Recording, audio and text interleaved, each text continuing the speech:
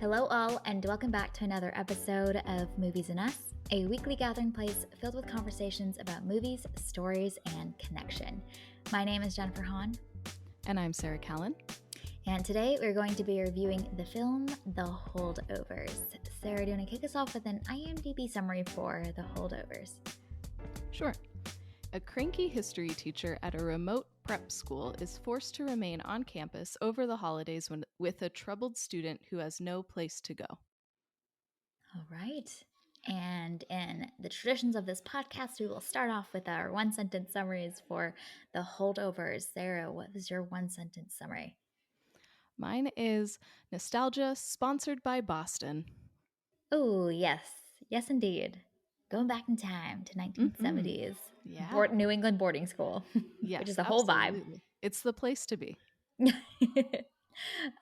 My one-sentence summary is the newest entry into the anti-Christmas movie genre. Nice. Yeah, it's becoming a very well-rounded genre. It is. Yeah. There's something that we seem to love about that. Okay, let's start off with our initial thoughts about The Holdovers, and we will not spoil this movie in this first section, and then we'll give a spoiler before we really dive into the plot points of this movie. So, I'm intrigued to hear your thoughts about this movie, Sarah. What are your thoughts about The Holdovers? I am also intrigued to hear my thoughts about this movie. Ooh, I love this kind of episode. It's the best. It's one of those where it's very well made, and I think that it is very effective, and I appreciate some of the themes that are included, but as a viewer I was like, yeah, it's fine, but like I wasn't blown away. Yeah. But it is a well-made movie, so it's that like weird spot where I'm like, I had an okay time. I feel like the movie is of a higher quality than the level of my enjoyment.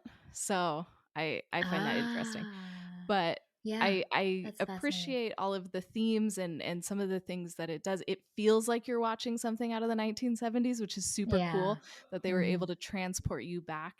So I do think that it's a very, very well-made film, and I'm glad that this seems to be doing well. My theater was pretty full on a Wow. Saturday morning, No which was way. interesting. Yeah, it was Really? like halfway full in a very large theater, which I That's did not impressive. expect for this showing. So it's cool to see that people are wanting to go see this type of movie right now, even if I didn't connect with it as much as some of the other people did. Yeah, did you get a pulse or a sense? This is sometimes hard, but did the theater seem to resonate with it? Yes, absolutely. And I think Wow. I Did you was get laughs and all that good oh, stuff? there was a guy who was down the row from What? me, an older gentleman who had a great laugh. Like, it was a good, like, Oh, old that's man laugh, and he really was having the time of his life in this movie. And so it was Wow. the theater had a really good time. I think I was the youngest in the theater by a wide Yep. margin. Like, Yep. everybody who I saw was silver-haired. But I mean, the theater had a great time. So that's always fun to see. Yeah, actually that's really fascinating to hear about because I have a theory about this movie and why it seems to work for some people and seems to not for others, or maybe for me, I don't know. But uh, it's interesting. I did not connect with this movie at all, and I was like, objectively, this seems up my alley. It's super sentimental. It's set in this really like vibey place. It's nostalgic. Like I expected to be eating this up. And I think for the first like 10, 15 minutes, I quickly realized that this movie is not what I expected it was going to be. So I was like, okay, we're past that hurdle. I'm settling to this now. And I just didn't connect with the characters. And I think this movie is so character driven. And if you don't care about the arcs of these people, it's really hard to go on this journey with them. And I was like laughing to myself in the theater, wondering, like, man, I wonder if this is how Sarah felt in our True Detective season review. Go listen to TVNS where we talk about True Detective and just It really is. It's like if you connect with the characters, you're on board for this journey, and if not, it is hard to keep going on all of the ups and downs of this journey that they go on. And I think The Holdovers is also in a lot of ways a hangout movie. Like you're really just spending time with these three people, hearing their stories, learning about them, learning about their hearts. And that is the movie. And for some reason I didn't connect with it. And I have been trying to think about and reflect on why that might be the case. So I think this is going to be an interesting episode for us to tease that apart. Yeah, okay. That makes me feel better cuz I was like, "Oh my gosh, what is wrong with me?" Me Cuz too. it's Same. it is that weird spot where you're Yeah. like, it is well made and Hmm. I should be enjoying this, but I'm just not. And that's a weird place to be in. And I think you brought up a really great point earlier, which is that I'm finding it hard to articulate like any like there's no flaws in the movie itself. Sometimes it's like the characters weren't created well and they're not three-dimensional and they're not dynamic. But in this case, I actually think like the characters are interesting enough and the movie does a decent job of painting them as complex dynamic characters, but they just didn't come to life for me, which that's a harder thing for me to try to figure out. Why that might be the case and what it is about me. Because I think the other thing that I found surprising about like one third away through this movie is I expected this to be funnier to me, and I didn't. There were a couple moments of like like little chuckles that I had, but on the whole, it's not this um hilarious comedic romp that I expected it to be either. And not even because it's not the movie that I expected it to be, which is something a little bit more like bigger and punchier, but I think also just it's a pretty melancholy and emotional movie, which I didn't expect at all. So that was surprising to me as well. Yeah, it was funny while watching cuz I know that I have a weird sense of humor and I don't always find the things funny that I'm supposed to find funny and then the things that I'm not supposed to find funny I do find funny. Hmm. So I have a little bit of a weird sense of humor. But I consistently found in this movie that the rest of the theater Okay. and the really loud Yes. laughing guy. He had a great laugh. It was so good. Oh, I love that. Uh, they would laugh, and I either would laugh like a few Uh, seconds before or a few seconds after. So like I mm, was never in the wave with the rest of the laughing people. I was mm, always a little bit off. So it was just fascinating to kind of be watching and going, what about that? Did you find funny? But yes. I thought something else that was like smaller or weirder was Yep. funny. So it was just this Yep. weird moment of we have different styles of humor and different things that we find funny. And I don't know, that was just something that I noticed that I don't think I've noticed like that Mm, before in a theater hmm. cuz normally I'll be a little bit off but for the most part like I can keep up but man this one consistently I was laughing at other things that other people weren't laughing at. Yeah. Which then just makes you look inward and you're like, okay, Yeah. let's unpack this a little bit with Yeah. myself. Yeah, yeah. That is fascinating. Okay, let's include a spoiler here so that we can have full freedom to talk about this movie and all of the different plot points. So if you haven't seen The Holdovers yet, go out, check it out in theaters. It is available, and we recommend watching before continuing to listen to the rest of this episode. I'm actually really surprised that your theater was nearly half full for Mhm. a Saturday morning, a Saturday midday. It sounds like Saturday morning showing. Saturday morning. Yep. I go Wild, to the first wild to me, showing. wild to Got to me. get them cheap tickets. Yeah. I went to the But first showing on yeah. a Saturday as well, 11:55 a.m. And I Oh, think there were nice. like 6 other people in the theater with me, also older, but I thought that was because I'm in suburbia in Pennsylvania, Mm, and mhm. that is a general population here. But one of my theories, which I'm curious your thoughts on, is that I think that there's this likely resonates with a slightly older audience in the style of humor, in the atmosphere, in the subject matter, thematically. And I wonder if a point that you made earlier around the like this feels like a 1970s movie. I wonder if some of that nostalgia is exciting and comforting to experience again. And that's why perhaps this movie is resonating with certain audiences really well. You know, like one of the things that was surprising to me is that this has a 96% score on Rotten Tomatoes. 96%. I was floored. I was floored. Um, Not because this is a poorly made movie, but just that there seems to be such a energy around this movie that is kind of surprising to me. I didn't think it was exceptional in that way. So I'm like, clearly I'm missing something out here.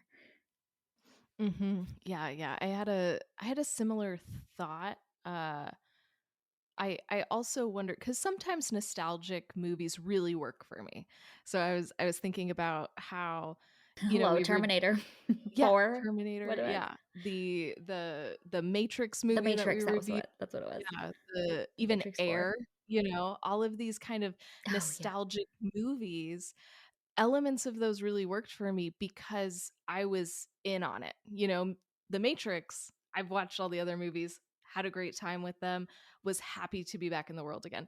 In Air, they do such a good job of talking sports culture from decades ago. And I was like, oh my gosh, I know who these people are. I know what this is. So I felt in on it. I felt part of the group. And so those things really worked for me. Whereas this, I wasn't alive in the 70s.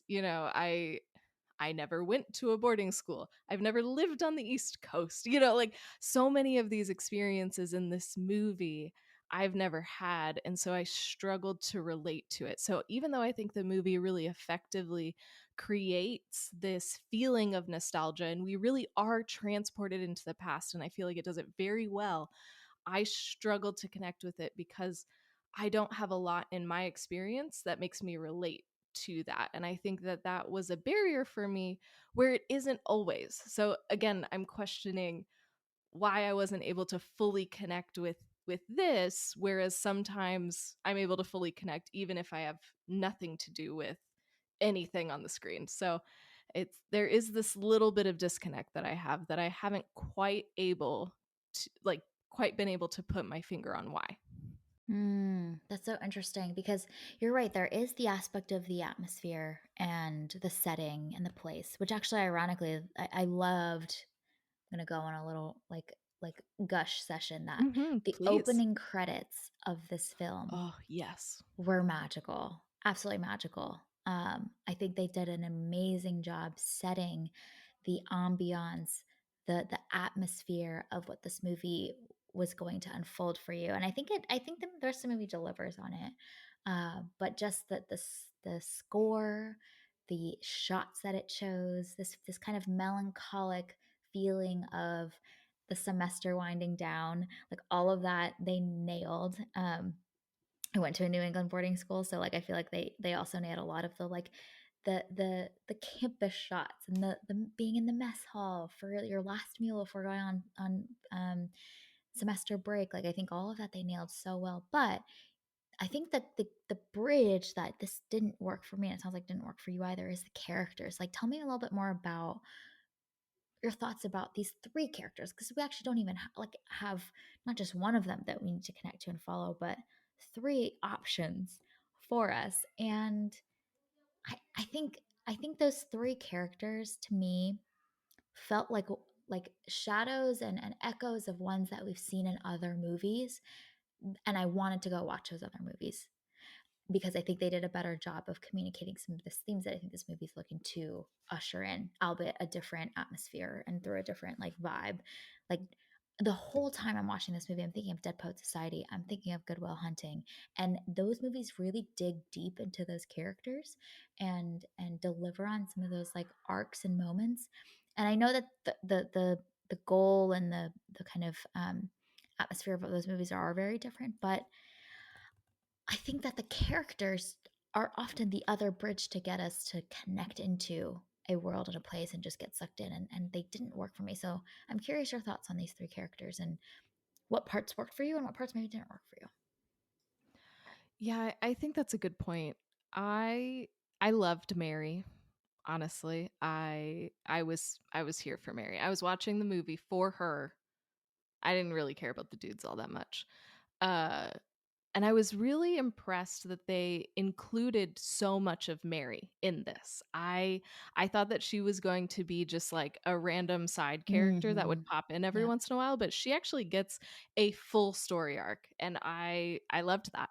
I definitely struggled with the 2 males. They're Me fine. too. I do think they're well written though, and I think that they're well acted. I think that I think the construction is good of this story and of these characters, but man, I didn't care about them, I think, as much as I was supposed to. Uh and I'm still not quite sure why. Me too. Okay, I'm great. like, why do I Fantastic. not have empathy for their journeys right now? I'm like, this is Yeah. what? Yeah. Yeah. That's interesting. Mm. I know. Yeah. And but, Matt Damon and Good Will Hunting, like, oh my gosh, I'm so invested in you, right? Like, so I don't know. I don't know. I can't put my finger on it, but I felt that same disconnect and I actually wanted more from Mary's story. Like by the Mhm. ending, like the Yeah. the ending especially really focuses on these two men. And I'm like, but what about Mary? What's Mary's ending? How's Mary doing? We want to know. Um, Mhm. but you're right. I guess like the other version of this movie is that she's like truly just a supporting character in there for like context and color and whatnot. And I do appreciate that they gave her a little bit more, but I was like almost even wanting even more because I'm greedy and I Oh, just yeah. wanted more from her. And she was the most dynamic and interesting Oh, as far as her yes. story and processing grief and all of that, you know? Yes. Yeah, and I loved the performance too, because Mary is so complex. She is grieving the loss of her only son, but she's also grieving the loss still of his father too, and it's the holidays, and she is a black woman in a sea of white men. Like there's a lot going on in here, and she just has this dry wit too, but she's also incredibly empathetic, and she knows how to read people super well, and she knows when she can speak up and she knows when she just shouldn't. Like she is such an interesting character, and the performance is phenomenal. Ah, I wanted so much more. I'm greedy like you too. I was like, where's Mary? Give us Yes. more of her. Yeah, yeah, really though. And I think that she is the type of character where you sense that there's so much more to unpack in her story and her Mhm. emotional landscape. You know what I'm saying? That we wanted that. And I think it's also it's difficult to watch the story focus on this young boy who has been through much, but um I think that it's interesting because I feel the movie frames all of them through this lens of like they're entitled, they're wealthy, they've already been given so much, and uh, the movie kind of debunks that by the end. But there also is this lingering feeling that I had of like it's also not invalid. Like Mhm. they are privileged, and I couldn't shake that. Which I don't know if that's maybe like what blocks some of my ability to like really dive in fully to this like super like emotional story arc and this coming of age story and of acceptance for these young men and older men, and that put in context and juxtaposed with so much of Mary's story. I don't know, it was hard for me to like reconcile all those things together and then kind of channel my empathy and emotions towards the place that I think the movie was leading me to. I just was like I was like a stubborn dog that I was just like I just want to sit here right now and I want to go the other path, you know. I think that might be one of the reasons I couldn't just fully give myself over emotionally to that arc over there. Yeah, I it's so interesting because I feel empathy for both Angus and Paul, but in different ways. But I don't think I really liked or connected to either one of them fully. So it's kind of interesting. While watching the movie, there were certain times I don't think I ever liked Paul and Angus at the same time. I always feel like it was a one or the other situation. So like those moments when Paul and Mary are talking and they're talking about Yeah. class, Yeah. and how they both come from a poorer socioeconomic level. And so I thought that that was a really interesting conversation. I was like, okay, Paul, like I understand why you don't like all of these children that you're teaching. It's a choice to still be stuck here, but all right, that's fine. I understand why you're kind of a jerk. But then later in the movie, we learn more about Angus's story, and it's like, well, he's just a kid Yeah. and he's Yeah. gone through so much. And yeah, he's a jerk, he's a little shit, but he's a teenage boy. Like, Yep. maybe he will actually grow up and take responsibility for his actions. I think, especially when you contrast him with some of the other teenage boys that are there, I was like, oh, okay, he's not the worst of the bunch. So okay, I can have a little empathy for you, but I I was never fully bought into either one of them. There were moments where I was like, "Ah, you're all right." But man, with Mary, I was like, "Yes, you are the best character in this. You are who I am following. My wagon is hitched to you. Let's do this. You're going to go great places." And she goes on her own little journey, and that was great. But the the two male leads, I don't think compared to her. Like they couldn't hold a candle to her. Which is so tough because she brings so much to this like triad of characters, but almost she Mhm. steals the show, and it actually Yeah. makes the ability to hop onto the train that I think we were supposed to be on just that much harder. I'm like kicking and screaming. I'm like, okay, I know I'm supposed to be invested in these two, but I'm just not. And perhaps that is an us thing. Perhaps it's also a flaw of the movie and its ability to get us to really focus and channel our emotions and investment in the places that it intends to. Because if you look at the way the story ends, it ends with these two, right? Like the Mhm. ending is focused on them, and in a lot of ways the beginning of the film and the story starts with them, so that really is our primary um emotional anchor supposedly throughout the film. And I just wasn't on that train. I was over here on the other train going another direction. um, but I think a great film, like an exceptional film, is able to get us to invest in the right places with the right people, the right characters, and go on that journey and be so sucked in because it is so effective. At like we just can't help ourselves. We're just getting like sucked into that train, and we're fully on board there.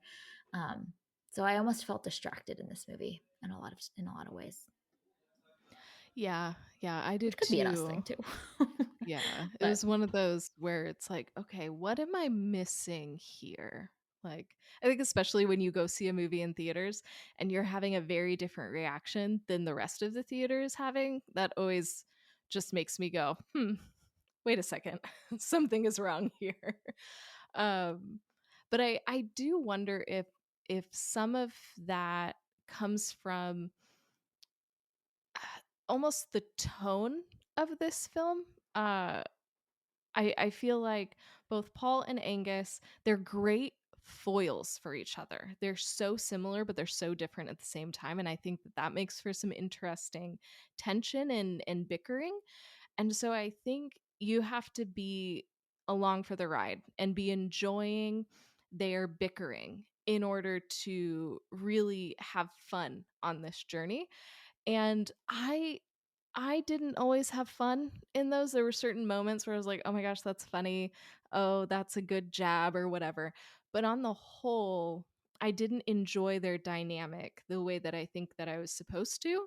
And I think if I had enjoyed that and been more along for that ride, then when the emotional stuff comes, I would be more invested in their relationship and more invested in them as people. And then that might have landed better for me than it did.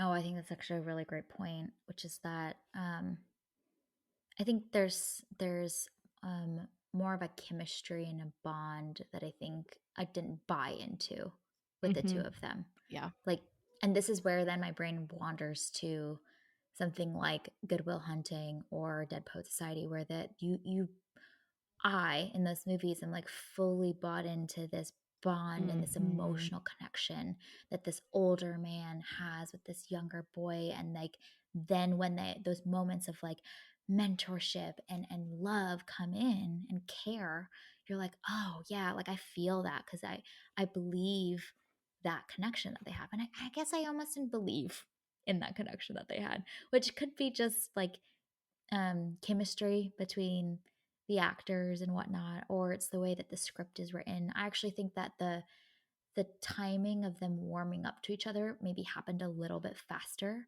than Mm. I think it could have been. Like had Hmm. they spent more time just like going at it with each other, it might be more rewarding the moment where they begin to warm up.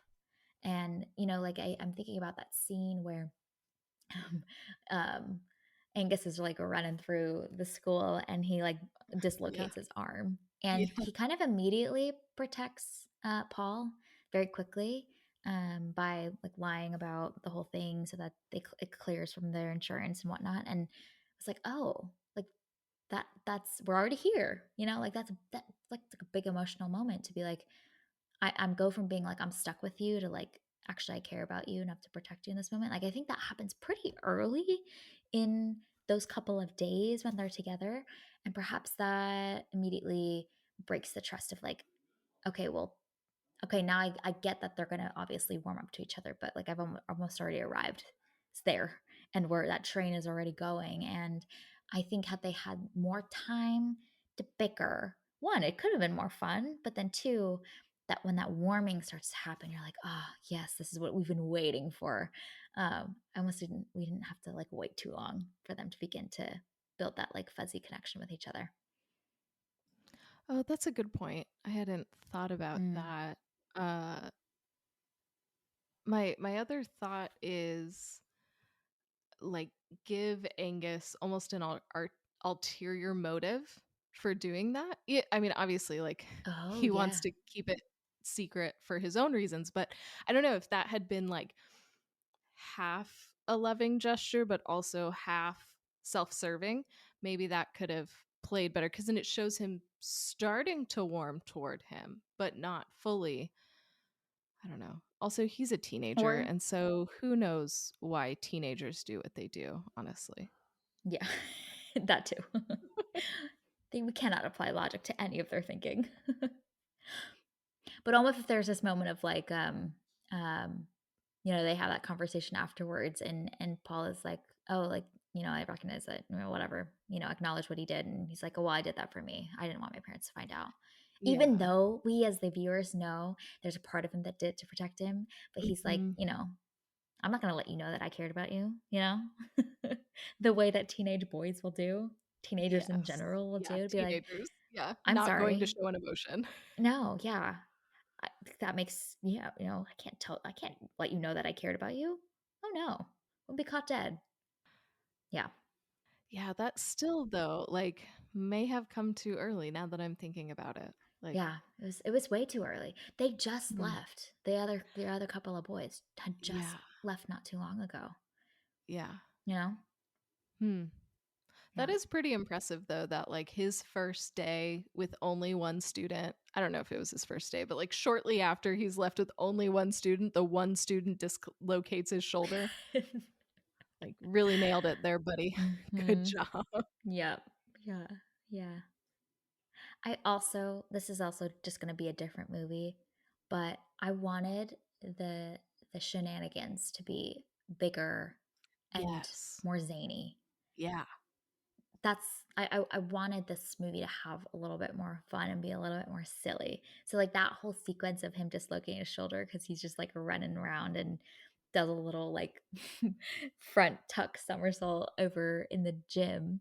Like I wanted more moments like that before we get to the sentimental stuff. Which then a thought popped into my head of like, what would the Taika Waititi version of this movie be? Of just like super Oh my silly gosh. and zany and off the walls, but then also like it will usher in those moments of sentimentality, you know? That perfect balance of it actually I think will make the sentimental parts feel more meaningful because we've gone on this crazy wild journey to get here, and we've, like, been silly and ridiculous that when we calm down to maybe express how we feel, it means a little bit more, like, this movie's almost and I'm the most sentimental person ever, but this was too sentimental for me. We went immediately into that, and I was like, "Okay, hold on. We need to earn this, guys." You know? Yeah, I also wonder if Paul's demeanor is just wrong for this movie. Like it's Oh, interesting. Tell me more. he makes for such a good character. Like he's a very I love a cantankerous character. Yes. But in I really like the situation that you're describing. But I think in that where it's sillier and zanier, you you need the adult to also play along. So it's this weird like tit for tat thing, and I don't know that Paul can do that in a way that's funny cuz his response Mm. to all this is just detention. And like, okay, sure, but like you can't really go anywhere from there. And so I think that that would have been interesting if Paul was a little bit more fun somehow. Maybe that could have lend itself to the two building rapport with each other, and then By pranking the each other. yeah, yeah. Yes.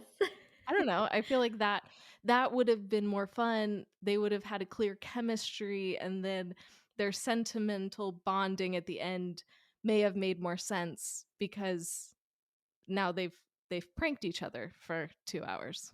I don't know.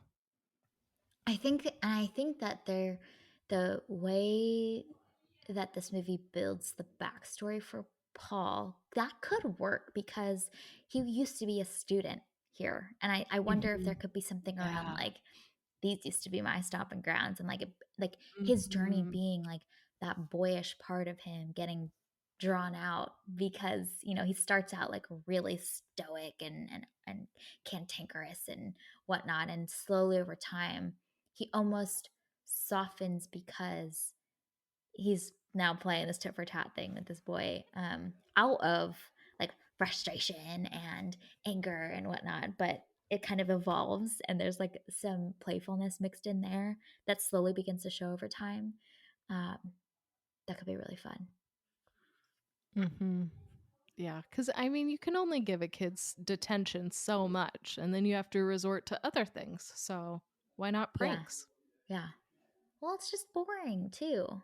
Like, Yeah. play their game on their field, on their playing field. Yeah, beat them at their own game. Mhm. Mhm. Yeah. Which is why we need Taika. Taika would be great at it.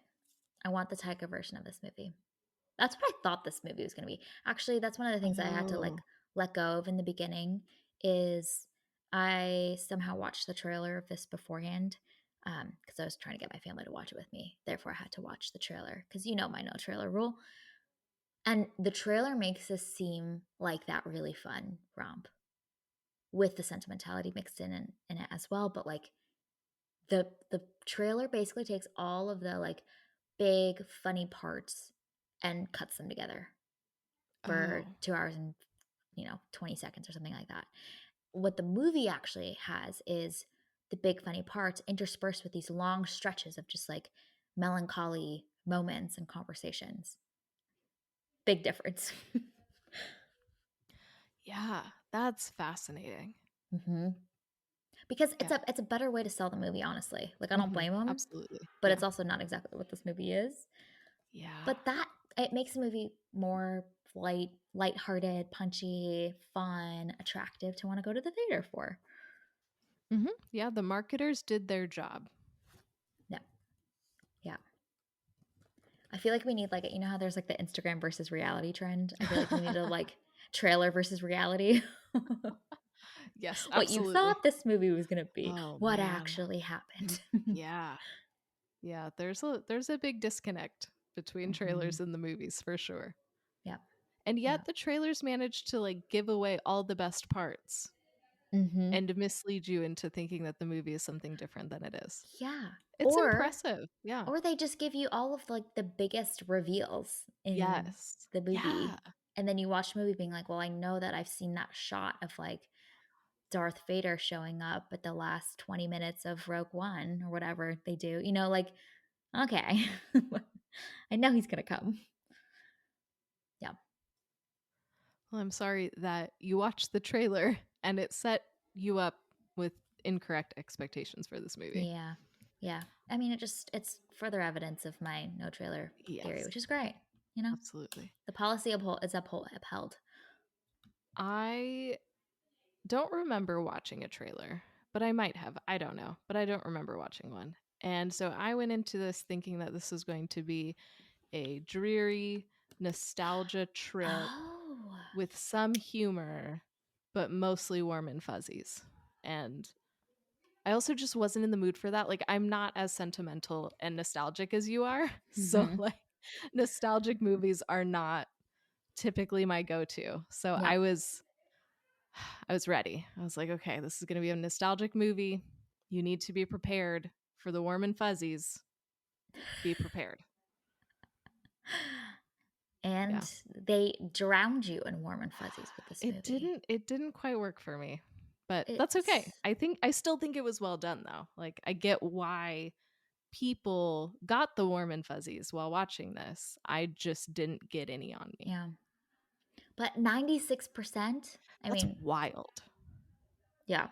Like disclaimer here on, all of the theses around like score aggregators and whatnot. But in general, Mhm. like it is a insight, and Mhm. 96% is reserved for like top tier, like impeccable gems of films to me. I get maybe like an 80%, but 96% I was shocked to see. Why do you think Yeah. that is? What do you think it is about this that really is, resonating with people? Well, and I'm not sure. I mean, we do love nostalgia. Mm, We love it. We I do. love the movies that we can go see as a family that are Mm, cozy and comfy, like and will get you in the holiday mood and this is I don't feel like we've had a movie like this in a while, yeah. We're out of the heyday of this type of movies that we had back in the 90s. So I think that's part of it too. But it was interesting when I was logging this on Letterboxd, I struggled with how to rate this movie. So I was like, from a quality standpoint, this is very high quality. And I think it's well written. I think it's well done. I think it's effective in a lot of its things that it does, but it didn't work for me. So then how do I rate that? And I wrestled with my letterbox rating for quite a while, which doesn't usually happen. I just So envision your thumb hovering over those I was those like, stars, being like, I don't "Oh, know. oh, no, Which star do I do? What Yeah. did you end up giving it? Uh like a 3 or a 3.5, somewhere in there. Yep, I give it a Somewhere in the 3. middle. I was Yep. like, okay, we're gonna split the difference here. Uh but it is interesting to see that this is garnering so much praise. And I mean, honestly, I I get it, but it just didn't work for me. So I don't know. It's one of those weird movies where it just didn't work for me, and that's okay. Mhm, mhm. I saw someone describe this movie as the feeling of putting on your cozy cardigan, and I was like, Hmm. "Wow, that is a whole vibe, a whole atmospheric vibe." I think that this is just like the protesters against all of the Netflix like Hallmark movie absolutely trash cheesiness. This is our entry to fight that war of Christmas movies. We're like, "No, we will make a melancholy but really sweet and cozy Christmas movie that is not absolute garbage. We will revolt against the Hallmark Christmas movie specials because they're so bad. They're so bad. Honestly, okay, I've never The watched a war has Hallmark begun. movie. Uh Oh but gosh. I don't know that we're ever going to get rid of them because the number of people that I've talked to who are like, "Oh my god, I love Hallmark movies," and they I are know. unashamed about it. They love it. They I know it's know. awful and they love it every single time. So, I don't know that a movie like this will ever defeat the Hallmark movies because they are beloved. Yeah. And I think that's fine. Honestly, why not? They're so bad. They're Sure. so bad. But the thing is, this is why it's you can't even, like, fight this battle with the Hallmark movie fans because they know it's bad. They know it's Yes. garbage, but they're And they like, "But love I it. just love it. It's cheesy Yes. and it's sentimental, and you put it on, and it's like soundtrack to your Christmas tree Hmm. decorating session." Yeah. It's safe. It follows a formula. You're not going to be Yes. surprised. It's always a happy ending. Like they the Hallmark movie, the selling point is the formula.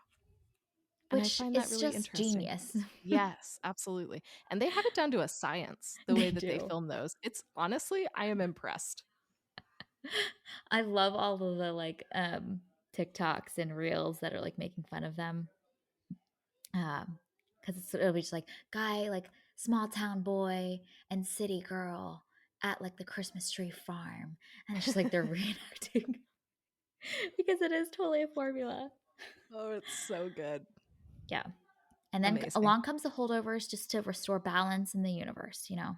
At least attempt You to, can't. you know. Yes, It yes. shows that you can be melancholy and still have a heart all at the same time.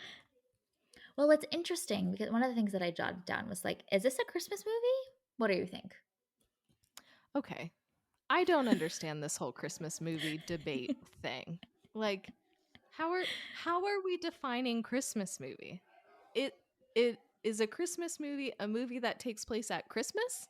Cuz then yes, then this is a Christmas movie because it takes place during Christmas. Are we defining a Christmas movie as a movie that is specifically about Christmas? Then I feel like we have very, very few Christmas movies to choose from. So Yes. I need the all of humanity to You need come the together bylaws. and agree on a definition of what a Christmas movie is because people get all kinds of upset and are like, Die Hard is not a Christmas Die movie. Hard, that's what I was thinking about. Like, can we just also, who cares? If this is a Christmas movie to you, then this is a Christmas movie to you, and I love that for you. If this is not a Christmas movie to you, then it's not a Christmas movie to you, and I love that for you. It's fine. Believe Well, what you it want. could matter because if you're at, like, December 24th, Christmas Eve, you're with the family, you're like, "Let's watch a Christmas movie," and I suggest Die Hard, like, Yeah, man. are we going to be received well? Is this going to be accepted, or is this like a passionate uprising against the suggestion? Because I would like to see some people getting, like, some big action happening Yes. on Christmas Eve. That's exciting. Let's make Yes. Christmas Eve exciting, you know? Absolutely. No, I am Mhm. fully in agreement with this. Jen, let's watch Die Hard over Die Christmas Hard. this year. Yes. That sounds delightful. Honestly, like while I was watching the holdovers, I was like, why don't we have more gritty movies around Christmas time? Christmas Like, time. I know we just watched The Killer, which is very gritty, intense, but I was like, "Ugh, Yes. why did we have to go to like nostalgia I know, right? stuff? Like, this Yeah. is this is not the vibe of what I want right now. I No. would like more grit, please. So Die Hard sounds Yes. great. Yes. Because you've got all the, like, warm, fuzzy, cozy drinks, the meals around the table with family. Let's get our adrenaline pumping now, guys.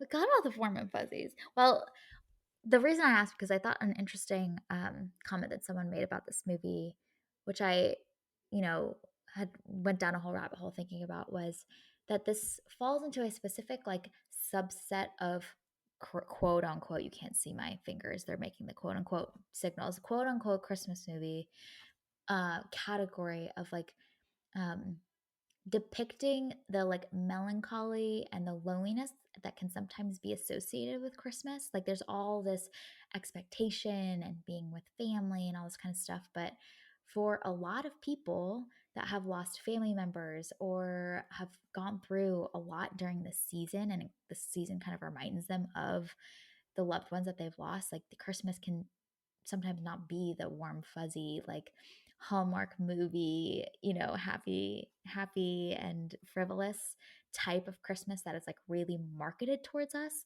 and this movie fulfills a emotional, need that people have to, like, feel seen in that the holidays are not all happy-go-lucky, warm and fuzzies all the time. Like there is this other aspect to it, which um, they then talked about how the just even the idea of having these kids that are held during this period of time where all their peers have gone home, with Mary having just lost her son, with Paul being alone, like there is this like warmth that comes from these three lonely souls coming together during this time period, and that ushering in this like melancholic Christmas aspect that is the reality for a lot of people. And I thought that was such a interesting perspective, because the marketing that we get from the capitalist machine is, X, Y, and Z. We know the formula, we know all of it, the hot chocolate, the family members, all that stuff. But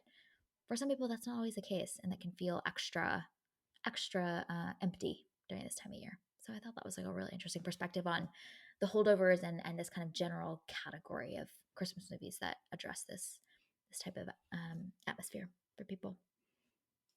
I love that. I would also like Right? just more melancholy movies in general. Like that is my wheelhouse. Is give me a melancholy movie. That's what Yeah. I want. Uh You in the and first 5 seconds of Pig, just being like, oh my ah, gosh. yes. Oh, Like I you loved like Pig. let that in, just It settle was into your so soul. good. That was spoke to Yes. you. What a magical movie that was. And I Yes. was so sad. I was so attached to that pig. Oh You gosh. felt Okay. more emotionally invested in that pig than you did with either of these two main Yes, absolutely. I protagonists. loved that pig. I oh my gosh. I was with Nick Cage in that movie. I wanted to find that pig. I loved her just like Nick Cage loved her. Mm-hmm. And your love for pigs runs deep, goes back all the way to childhood. We know, It we sure know. does. It sure does. Um oh no, I was going to actually say something and then I Melancholy got Christmas. lost in pig. Yes, Yeah, I feel like your brain just blacked out there for a second. You oh just my you gosh. they I just overcome with emotion, overcome anytime with just anytime I see somebody posting about pig online, I'm like, oh, yes, let's talk about pig. I'm ready. I feel like I love nobody it. has seen that movie, and it's so good, No and I one want more has, people to no. watch it. But I love that movie solely for the fact that it ushered in and opened up this new character trait about you that I did not know. And I was so upset that I didn't know about this about you. But we Mm-hmm. trace that all the way back to childhood of your love Hmm. for pigs, I specifically the do. fuzzy I love ones, pigs.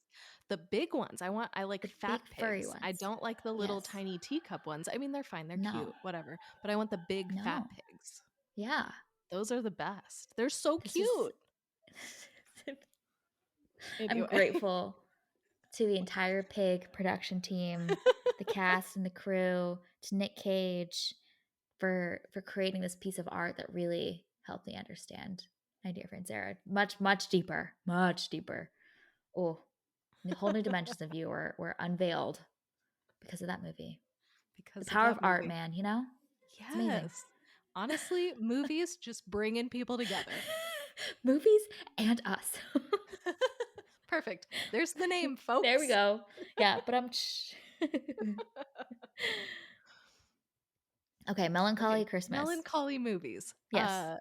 Yeah, so like I really appreciate what this film is doing even though it didn't work for me. Like I love the themes and the ideas, and yes, you have this mix of loneliness and grief and being rejected and all of these things that so many people experience at the holidays. And so I love that this movie is highlighting that and showing how even these people who are deemed outcasts, they can find a sense of belonging. Mm, And I love yeah. that. I think that's so good.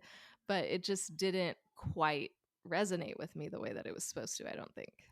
Hmm. Yeah. What a shame. I agree. I agree. Do you think this movie would have been more effective had they focused just on two of the characters? Like Paul and Mary, Paul and Angus. Like, did it try and do too much emotionally and therefore didn't work? I don't know. I'm not sure. Cuz I like I like the idea of Yeah. the three Yeah. because they're all going through different things. Honestly, I I think I wanted Paul to be just a little bit different. And then I think Mm, maybe it could have worked better. Because I think yeah, I think Angus is fine. Mary is a freaking star. She's the best part of the movie. Don't change a thing about her except give her more screen time. yeah. Um, I don't know. I think if like Paul's character was tweaked a little bit, but like I don't even know how to change him to make him work because I feel like he is a well written, well rounded character. So I don't know. I don't exactly know how to change this movie to make it work for me because it's already so well made, and that's a weird spot to be in. I feel like normally when we don't connect with a movie, usually we can get we can narrow down where our issues and where our disconnect was with the movie, but I don't know, this one's hard for me. Mm, yeah, I agree. I agree. Interesting that you don't have any notes for how you would connect better with Angus. I I really didn't connect with him, Hmm. and I don't. Again, I also don't really know why quite yet. I would have to think about that a little bit more. But um, I think I wanted Paul to be a little bit harder and a little and have a slightly thicker, rough exterior for a little bit longer. I think that would have helped me buy into it a little bit more. And I also think I needed um, Angus to be a little bit more of a troublemaker and to be Yes. acting out more. So it's almost maybe just like that. It's all there. We just need to turn up the volume, turn up the saturation on both of them, and have them collide with each other in more explosive way. But again, it's a different movie, which is why then I go back to like, Mhm. I don't know, Yeah. because part of what's kind of what I appreciate about this movie is that it is not that big, colorful character. There's something that is slow and wandering and so unrushed about this movie, and so willing to not be big, and that feels right too. But emotionally, yeah, I don't know. Just there wasn't enough there for me to like sink my teeth into. I think, and that's the challenge, perhaps. Yeah, and I also think the emotional leap at the end, that conclusion where Yeah. Paul gives up everything Mm. for Yeah, I didn't Angus. buy it Yeah. at all. It was too much of a leap for me cuz Yep. he's not just giving up a job, but he's giving up his living situation, he's giving up his identity. He's giving up literally everything for Yeah. this child. And I feel like we just rushed into that real Yep. quick. And I like you, like I didn't buy it. I knew that's where this movie was going, Mm-hmm. but I was like, man, I don't know. I couldn't get there. It was too much of a risk for him, especially because I think he could have hedged it somehow and like gone almost in the middle so that maybe they both get in trouble but they both can stay. Like I don't know, I feel Yeah. like there was a middle ground that he could have chosen uh instead of just going fully to like, "Oh, I'm going to give up my job." Mm-hmm. I don't know. Mm-hmm. That didn't feel earned to me. Agreed. Agreed. And then this goes back to the pacing thing because I think had we not seen them warm up to each other as early, then that acceleration of like something along the way really bonded them quickly and opened up that relationship for them. I think I would have bought that easier as well. Because there really is no moment. It's like a steady warming that they have towards Mhm. each other Yeah. versus we're closed off and we start to want to open but we don't because we're both just closed off men, and there's a catalyst that really allows them to really be vulnerable with each other, and then boom, we land at that ending. That's the Goodwill Hunting formula, actually, which is Mhm. Matt Damon shows up every time for those sessions, like in his little pout, right? And you see him start to really listen and start to share a little bit more, but he's not fully like given himself over um, to Robin Williams' character yet. And then finally, there's that moment of breakthrough. And that feels fully like all of that emotion is unleashed and they are vulnerable and exposed with each other. um, and then you have that catharsis. This was like a steady march, a steady like walk towards the ending. And um I don't know, it's just a different vibe. That can work too, but it didn't for us this time. Yeah, I also wonder if I think the reason why I keep wanting to change Paul's character more than anybody else is because he's the adult. And so in movies when there are children, I tend to focus on the adult more than the child. Um Interesting. which is just a weird thing. Uh and so I almost want to I almost want Paul to have this really transformative experience that Mm. then that then leads him to this conclusion of like, wait, I am so stifled in my job and I've lived such a small life and there is a whole big wide world out there that I want to explore, and now I've come to believe in this child, and so okay, I'm going to give up my job to save the child and I'm going to start living my life. And I feel like the breadcrumbs for that were Are started there. to They're all be laid, there. but Yeah. I don't feel like it was fully realized. At least it wasn't Yeah. for me. Like in my mind, he was still the Barton man and this teacher. And I don't know. I kind of wanted a little bit more transformation from him to make that emotional ending seem a little bit more plausible. Yeah. No, I think that's so good. And you know what? All of the ingredients are there for that because we learn Yes. about Yeah. um, that stifled opportunity that he was framed for plagiarism. Like we learn about the ways that he just kind of went back to Barton because it was safe and it was comfortable. And there's actually, I think there's a moment where Angus calls him out for that too. He's like, well, like, why are you still here? Like, you're still here. Like, why did you come back here?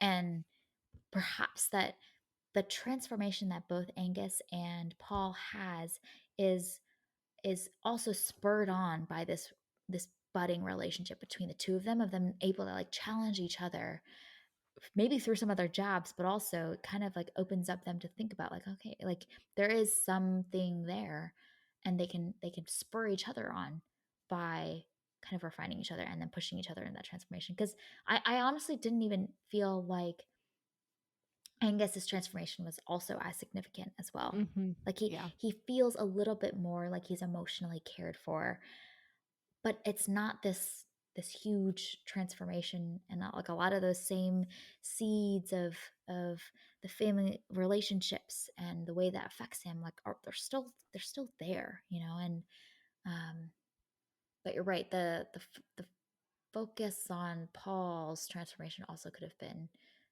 thrilling. I think the movie also sets it up that way, perhaps, and wanted to do that. I mean, there's so many shots of him focused on Paul at the beginning of the film. A lot of long shots of him getting ready for his day, like in his office. There's this sense of, man, there could be more for this person, for this character.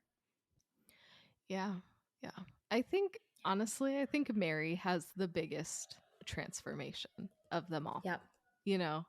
And Hmm. I also love that it's a significant transformation, but it's also still subtle. Her whole life doesn't magically change. She's still grieving and she's still processing through really, really difficult emotions. She's still isolated in some respects. And yet she was able to go spend Christmas with her sister. And that was a huge character step. And that was Mm. an important part of her grieving. That was an important part of her finding community. That was an important part for her journey. And so I love that even though she's not the main character, I feel like she grows the most over this film. Mm. Honestly, this just needed to be a movie about Mary. Make her the main character, and these two dudes are just supporting characters to add color and foolishness and shenanigans as Yeah. she is processing through her grief. Yeah. That would be great. Yeah. That's so good. No, that's so true. That's so true. Mm. Okay, any other thoughts about the holdovers before we wrap up? Okay, Jen, I have two silly things that I would Okay, like to address.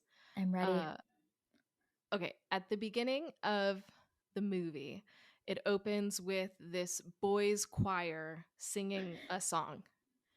And Little they're, town of Bethlehem.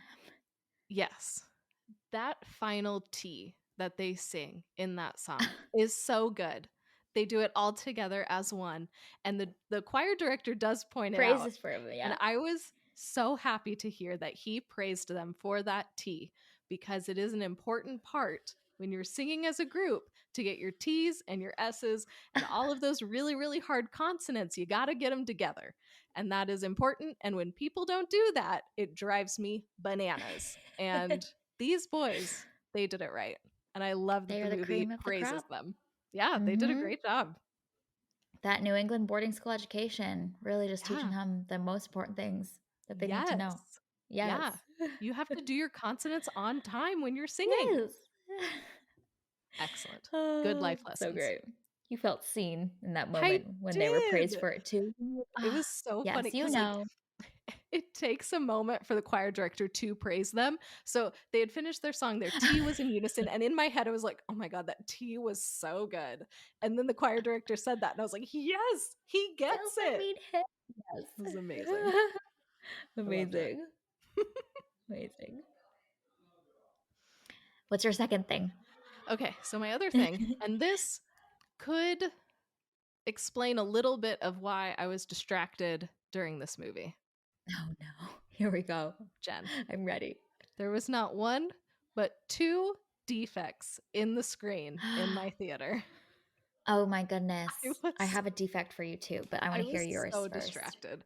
There was What were they? There were two? there was two Oh whole my issues gosh. with this screen. Uh and both were kind of in the center, so like there was a vertical line. It was to like the right and down of center, that and so all of these beautiful shots of pristine white snow Oh and a my gosh, line yes.